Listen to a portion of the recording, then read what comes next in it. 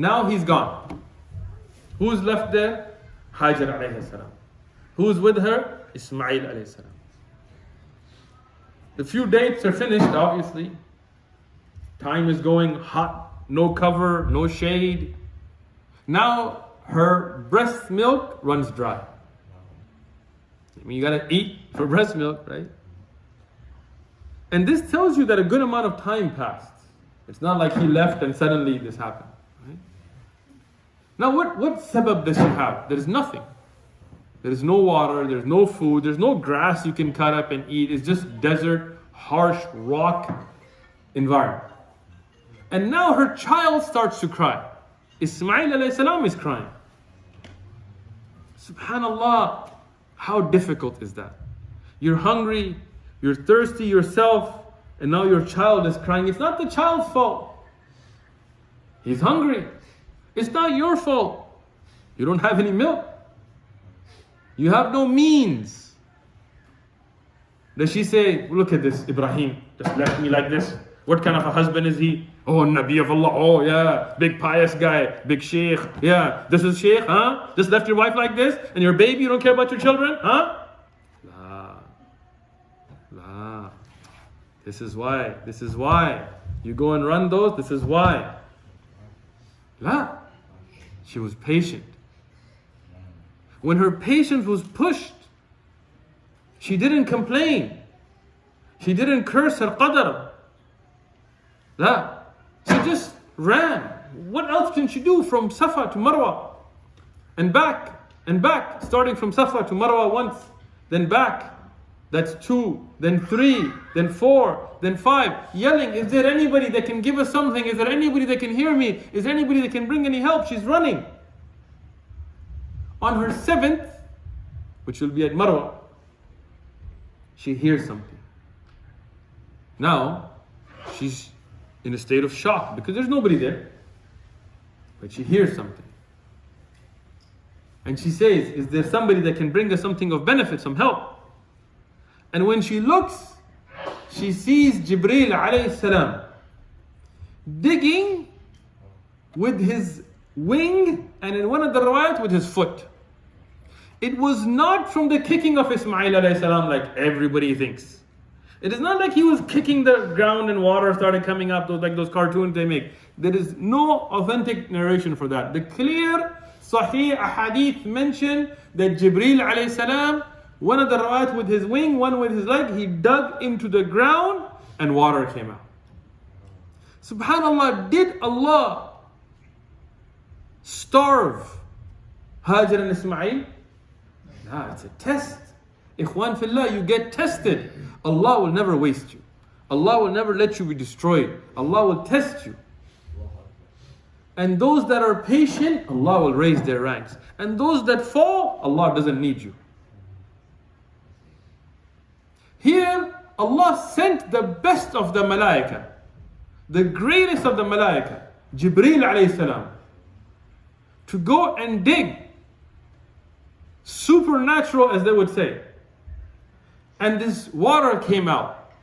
And there was no name for this water. This was not a well that was already there. Hajra alayhi salam, she sees this. And now she's human, right? And the human is always weak on tawakkul. No matter how great they may be in tawakkul, there's still a test, right? We're humans.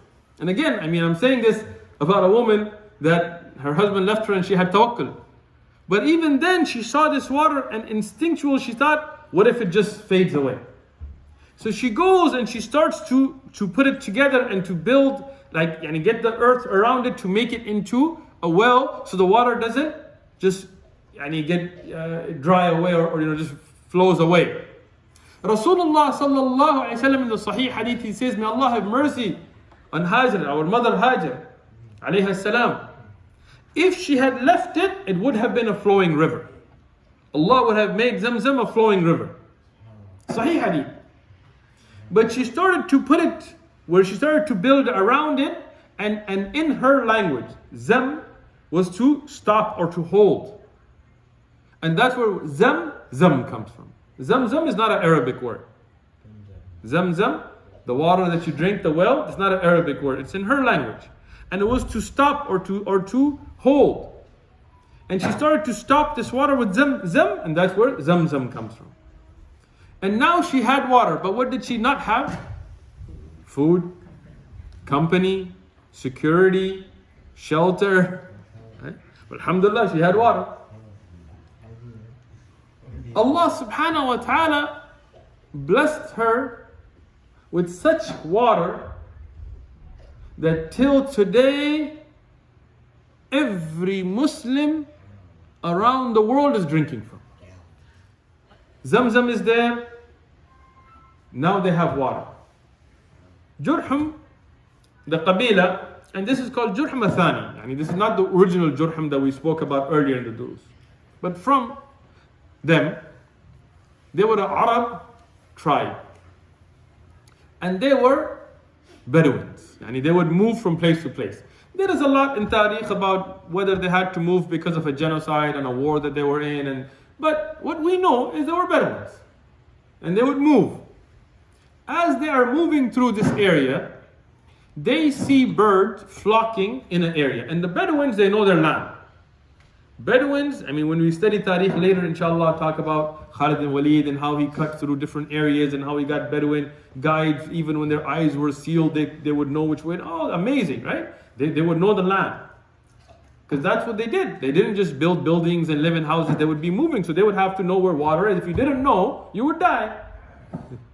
Because it's not like, okay, when's the next gas station so we can get some water? I mean, if you ran out of water and there's no water for 100 miles, you're gonna die. So they would know.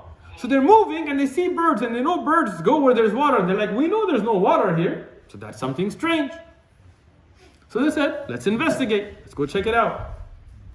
So they go and they find water. And now, so imagine this. These are rough, sword-carrying, Bedouin, tribal men. And it's a whole tribe. And they may have women and children with them as well, but for sure they were men, right? And they were definitely tough, because we know, and I didn't go deep into it, but they had wars with other tribes and all this stuff, right?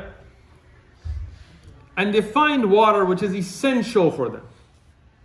It is essential. Like, you need water to drink. They need it. And obviously they're thirsty. They've been traveling in the desert.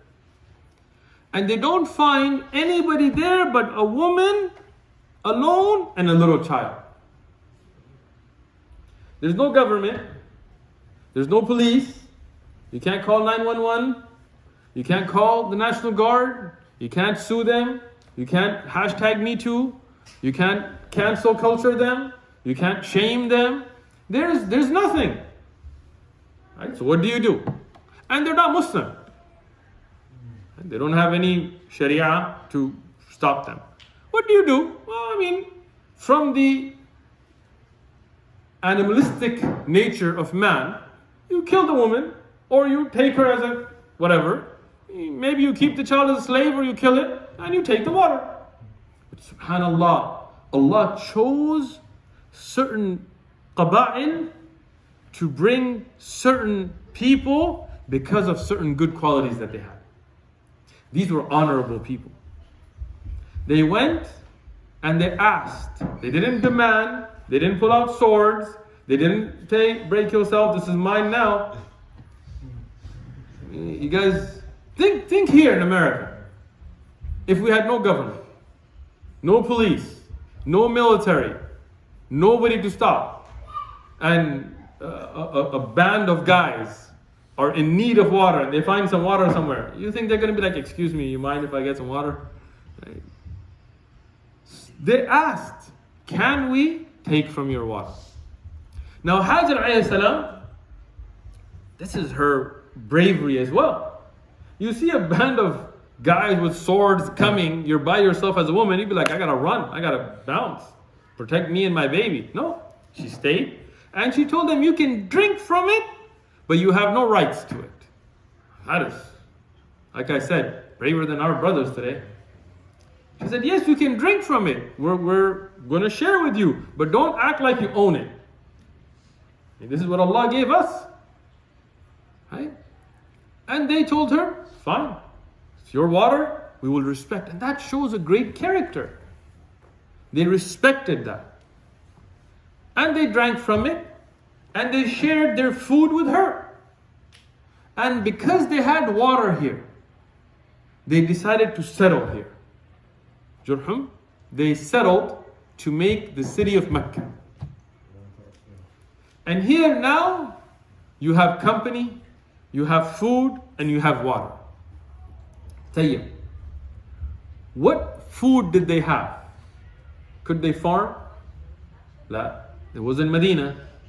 Could they grow rice and wheat? And no, the land of Mecca is not fertile. If you go to Mecca, it's harsh rock. You can't plant. Maybe you can get some date trees and stuff, but even that you needed water for. Now you have water. But what was their food? As Rasulullah sallallahu alayhi wasallam has told us, it was just meat and water. Laham al-ma. Sahih hadith. Now, when I taught this dars the first time, and some of you brothers that were here, there were some brothers that objected to this. Oh man, how do you survive on meat and water? That, man. Now, you got your, what's that, Atkins and keto. Now everybody's kind of cut out rice and bread and things like this. Now people are going towards it. But however it may have been, but that was it. They would hunt and they would get meat. The men were hunters and they would have water there. And in the hadith it just mentions those. Some of the ulama of tariq said that it is possible that they would get dates and things like this, but they didn't have rice and bread and things like this. Maybe not even a lot of fruits and things because it was not fertile land. But they would live off it.